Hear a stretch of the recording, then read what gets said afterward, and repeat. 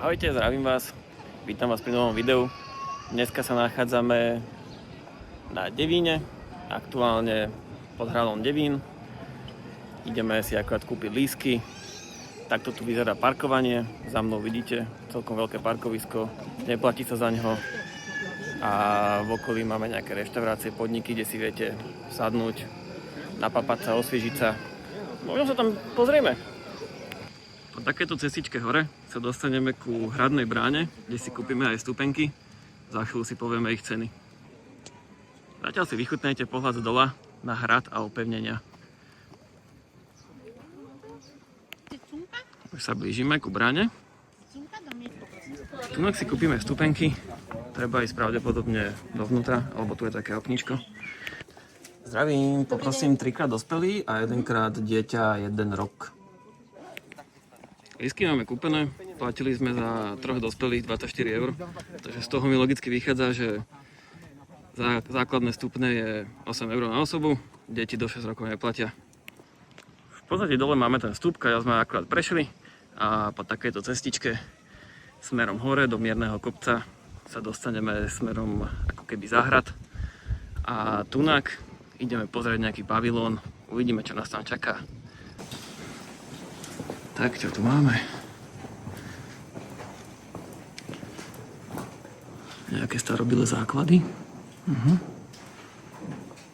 Takéto miesto na odpočinok v tieni. Opäť tie základy. A to je asi tak všetko. Ale keď sa chcete schladiť, tak je tu úplne príjemne, odporúčam sem ísť. Krátku exkurziu archeologických vykopávok máme za sebou. Poďme teraz na tú hlavnú atrakciu, hrad. A ešte sa pozrieme na tú vedlejšiu cestu, ktorá vedie vlastne za hrad. Tam by mali byť nejaké lúky, trošku stromov pre odpočinok a tak. Ako vidíme na tabuli, doprava hlavný okruh, doľava rozšírený okruh. Ako sme sa rozhodli, že ideme tým hlavným okruhom, pretože je dosť teplo a nechceme sa vyčerpať úplne na začiatku. Chceme si ešte prejsť aj popri Dunaji a Morave. A tak.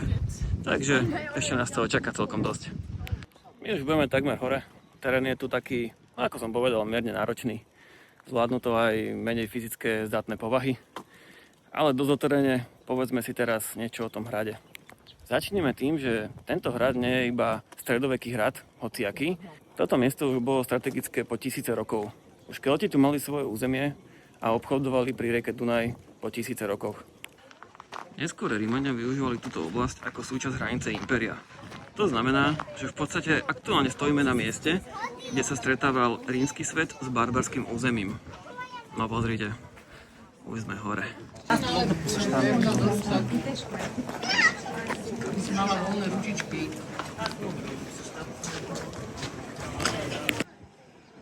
Toto je jeden z prvých výhľadov, ktorý Devínsky hrad ponúka.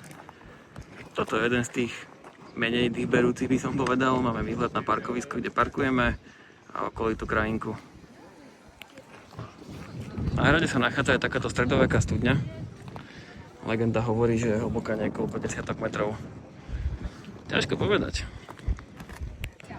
Pre demonstráciu, aká je studňa hlboká, je tu pripravené také vedierko s vodou, kde si môžete vyliať vodu a počúvať, ako dlho voda dopadne.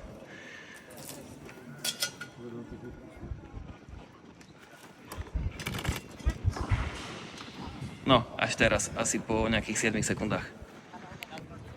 Za chvíľu si dáme menšie kardio a vystúpame si až na vrchol. Tento výhľad z tejto strany je už oveľa krajší. Pozeráme sa na rieku Dunaj a tu dole napravo je rieka Morava. Vidíme sútok týchto dvoch riek a krásne je vidieť farebná odlišnosť, ako sa zmiešavajú. Teda dúfam, že to je vidieť na tom videu. V pozadí vidíme Rakúsko, veterné elektrárne, takže to je každému jasné, že to už je Rakúsko. Tam ich je požehnanie. Zrovna vyplávali nejaké 2 člnky, tu ide loďka. No, ale vody je celkom málo. Dosť suchých oblastí tam vidím vzadu. Zaujímavé je aj samotné meno Devín. Predpokladá sa, že pochádza zo slovanského slova deva, čo znamená dievča alebo panna, čo pekne sedí aj s legendou o panenskej veži. Ďalší zaujímavý moment je rok 1809, Keď hrať zničili vojska Napoleon Bonaparte, nebolo to len tak. Francúzi systematicky ničili pevnosti, aby nemohol využiť nepriateľ. Preto dnes vidíš ruiny, nezachovali hrad. No a dosť bolo histórie, poďme si to vyšlapať. Cesta na hore vedie po takýchto upravených betónových schodoch, takže to zvládnu aj menšie deti. Ale ako tak pozerám, tých schodov nie je úplne málo. No, v tomto horúcom počasí to dá aj človeku trošku zabrať. Určite treba veľa piť, hydratovať, hlavne deti, lebo to je základ. V tomto horúcom počasí určite. Už posledné takéto schody a budeme hore. Ak by vás po ceste hore premohla únava, môžete si odpočať aj na tejto lavičke. Už sme takmer hore, delí nás od toho posledných pár schodov a vidím, že tu máme nejaké expozície. Poďme sa na to pozrieť. Tieto zábery asi ponechám bez komentára, pretože nejak sa tomu nerozumiem úplne, nechcem povedať nejaké hlúposti, tak si aspoň vychutnajte pár záberov.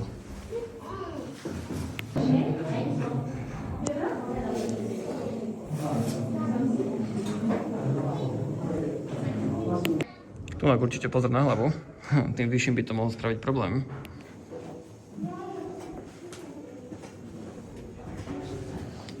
Vyzerá to tu fakt dobre a je tu veľmi, veľmi príjemná teplota.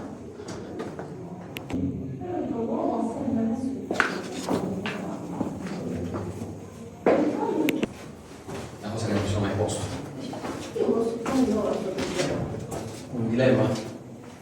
No, ci va vola, quindi si sa cosa.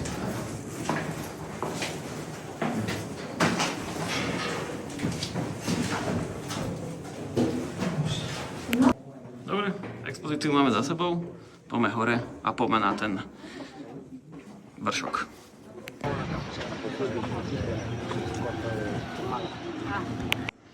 Potom, ako toto miesto obývali Kelti a Rímania, príde moderná história, ktorá má brutálnu atmosféru. Počas komunizmu bol Devín priamo na hranici s západom. Rieka Morava, na ktorú sa aktuálne pozeráte, bola súčasťou tzv. Železnej opony. Ľudia sa pokúšali utiecť cez rieku do Rakúska. Niektorým sa útek podaril, no veľa pokusov skončilo tragicky. Má to svoju atmosféru, nebudeme si klamať. V dnešnej dobe, kedy máme slobodu pohybu, je len ťažko predstaviteľné, čo sa tu mohlo odohrávať. Ale povedzme si aj jednu pozitívnu správu, dajme tomu. Aktuálne vidíte krásne ten sútok tých riek. Dajme si ešte posledné zábery, ako to tu hore vyzerá. Povedali sme si aj nejakú históriu. Dúfam, že to bolo zaujímavé. Nie je to úplne história, z ktorou by sme sa vedeli píšiť, ale je tu a musíme s ňou žiť. Pomaly už kráčam po schodoch dole. Cesta dole je prekvapivo oveľa príjemnejšia. Kto by to bol povedal, že? Po ceste na to hlavné nádvorie, na ktoré teraz ideme, si môžete kúpiť a vychutnať kávičku. Malé presko tam majú za 2,50 a kapučíno za 3,50. Podľa mňa úplne v pohode ceny na takúto kultúrnu pamiatku. Tak my sme už posunení kávičkou a poďme preskúmať ďalšie zákutia hradu. Ideme akorát takouto cestičkou opäť, ako vždy, cestičkou, len cestičkou. Tiež do takého dosť kopca, akože človek sa tu docela namaká, hlavne keď je takto teplejšie. No, ale poďme sa pozrieť, čo nás tu čaká. Krátky záber na námestie, alebo na nádvorie, alebo ako to nazvať. Je to tu nádherné. Dnes tých schodov bude viac ako dosť, si myslím. Ale poďme sa pozrieť, čo nás tu čaká. Čaká a neminie. No, vyzerá to, že to je také kolo dokola. Aha, tu to končí. A opäť jeden krásny výhľad na rieku Dunaj. Kúsok tam bola aj z Moravy. Je to tu nádherné. Čo poviete? Napíšte do komentára. Teraz ideme na druhú stranu.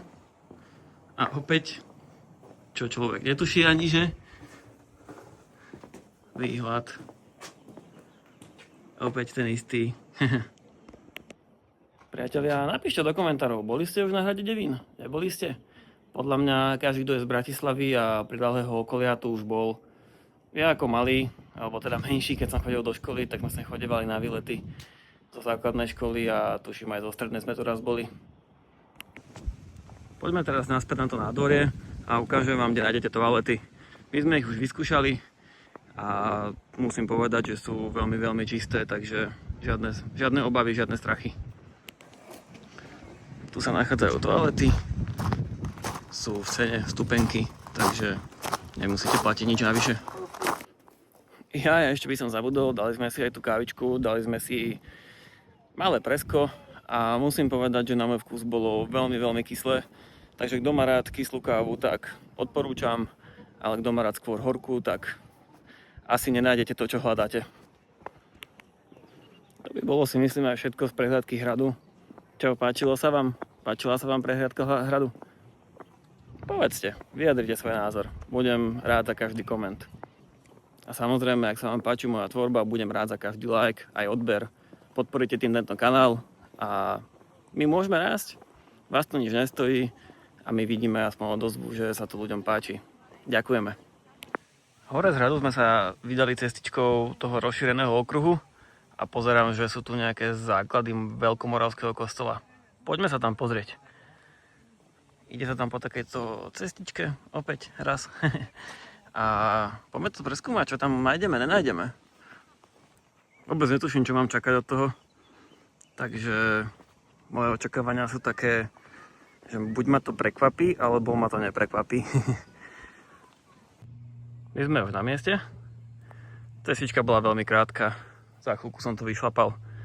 No a tu máme tie základy toho kostola. No, neviem, či stála tá námaha za toto. Povedzte sami. Takto nejako ten kostol mal v minulosti vyzerať. Škoda, že už to nestojí v takom prevedení, ako to vidíme tu teraz na tej makete. Poďme spoločne dole naspäť. Čaká nás tam žena s dcérkou, tak poďme za nimi trošku. Ideme sa ešte poprechádzať a neskôr si ešte natočíme asi aj okolie hradu. Pôjdeme sa poprechádzať popri teda Dunaji. A dáme si nejaký radlerík, niečo, povieme si možno nejaké ceny, aké tu sú. Preto si dáme ešte jednu menšiu súku. Po ceste na tom veľkom okruhu sme objavili muničný sklad. Tak poďme sa tam pozrieť, ako to tam vyzeralo. Po tejto ceste treba dávať naozaj pozor, lebo už sú tu kamene, už je tu taká kombinácia kamienkov a piesku. Dosť sa to šmíka, takže keď sem pôjdete, tak určite opatrne dávate na seba pozor. A keď sa už dostanete dole, tak vás čaká toto. Priestory, kde skladovali muníciu. Akože sú naozaj obrovské, takže tej munície tu muselo byť fakt, že mraky. Doslova mraky. Tak, po náročnom výstupe na hrad sme zavítali do pohostinstva u rytiera, ktoré je priamo na parkovisku. Môžete si pozrieť menu, čo majú, čo koľko stojí a plus aj nápojový lístok. Kľudne si to zastavte a pozrite si to. Aktuálne sa nachádzame pod hradom, alebo lepšie povedané pod hradnou skalou a vydali sme sa k tomu sútoku Dunaja a Moravy. Pozrite si to trošku zbližšie. V prípade, že ste cyklista, tak sa môžete vydať aj na všelijaké cyklotrasy. Tu si môžete pozrieť, kam ktoré vedú. Tak teda ešte raz, tu nám tečie tá Morava. Jej tok je taký, by som povedal, dosť kľudný oproti tomu Dunaju. Ten sa ženie dosť veľkou rýchlosťou. Je to naozaj pekná prechádzka. A pokiaľ zavítate na hrad Devín, tak určite sa vydajte aj tu na pod hrad a trošku to tu preskúmajte. Máte takéto krásne výhľady, napríklad zo spodu, ktoré z vrchu neuvidíte. Treba si to dávať ale trošku pozor, lebo je tu dosť cyklistov a lietajú tu jak besní. Pozrite, dokonca tam vzadu sa nejakí ľudia kúpu na pláži. No, čo? Išli by ste sa takto kúpať pri Dunaji? Omočiť si trošku nohy v Dunaji? Ale určite treba dávať pozor, lebo ten prúd je naozaj silný. Ďakujem, že ste dopozerali video až sem. Dúfam, že sa vám páčilo. My sme si spravili pekný výlet. Dneska je naozaj horúci deň, tak sme to robili tak trošku s pauzami, ale úplne v pohode s malým dieťaťom. Však sme boli s dcerkou, tam má rok a pol, takže úplne v pohode výlet s malým dieťaťom. Tak ahojte a vidíme sa pri ďalšom videu.